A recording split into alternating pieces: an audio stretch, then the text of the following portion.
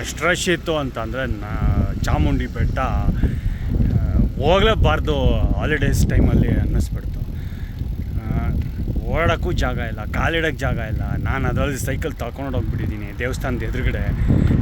ಒಂದು ಫೋಟೋ ಹಿಡಿಯೋಕ್ಕೆ ಜಾಗ ಇಲ್ಲ. ಎಲ್ಲರೂ ಗಜಿಬಿಜಿ ಜನ ಹೆಂಗೆ ಜಂಗುಳಿ ಮಾಡ್ತಾಯಿದ್ದಾರೆ ಅಂತಂದರೆ, ಆ ನಾರ್ತ್ ಕಡೆನವ್ರು ಬರ್ತಾಯಿದ್ದಾರೆ. ಆ ನಾರ್ತ್ ಕಡೆನವ್ರು ಬಂದುಬಿಟ್ಟು ದೇವಸ್ಥಾನದ ಎದುರುಗಡೆ ಅಲ್ಲಿ ಇಲ್ಲಿ ಉಗೀತಾ ಇದ್ದಾರೆ.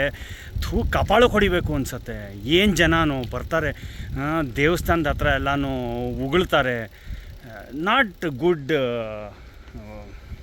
ಬಿಹೇವಿಯರ್ ಈ ನಾರ್ತ್ ಸೈಡ್ ಬರೋರು. ಸ್ವಲ್ಪನೂ ಬಿಹೇವಿಯರೇ ಸರಿಯಿಲ್ಲ. ಹೆಂಗೆ ಕರೆಕ್ಟ್ ಮಾಡೋದು? ಮೋದಿ ಗೌರ್ಮೆಂಟನ್ನೇ ಇನಿಷಿಯೇಟಿವ್ ತೊಗೋಬೇಕು.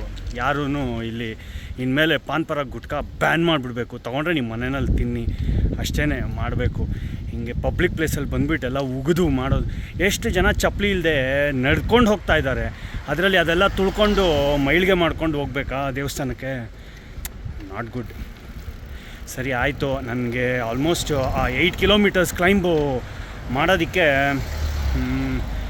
ಒಂದು 30 ಮಿನಿಟ್ಸಲ್ಲಿ ಆಯಿತು. ತುಂಬಾ ರಶ್ ಇತ್ತು, ವಿಪರೀತ ಟ್ರಾಫಿಕ್ಕು ಇತ್ತು. 1.6 ಕಿಲೋಮೀಟರ್ಸ್ ಅಷ್ಟು ಟ್ರಾಫಿಕ್ಕು ನಾನು ಅಡ್ಡಾದಿಡ್ಡಿ ಹೋಗಿದ್ದೀನಿ.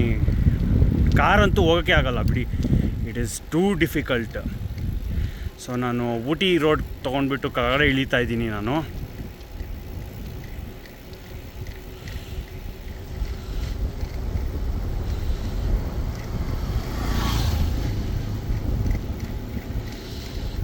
ಚೆನ್ನಾಗಿದೆಪ್ಪ ಈ ರಸ್ತೆನೇ. ಆ ರಸ್ತೆ ತುಂಬಾ ಟ್ರಾಫಿಕ್ ಇತ್ತು. ಈ ರಸ್ತೆನಲ್ಲಿ ವಾಪಸ್ ಮನೆಗೆ ಹೋಗ್ತಾಯಿದ್ದೀನಿ. ಇನ್ನೊಂದು 26 ಕಿಲೋಮೀಟ್ರ್ ಇದೆ ನಮ್ಮ ರಿಲೇಟಿವ್ ಮನೆಗೆ.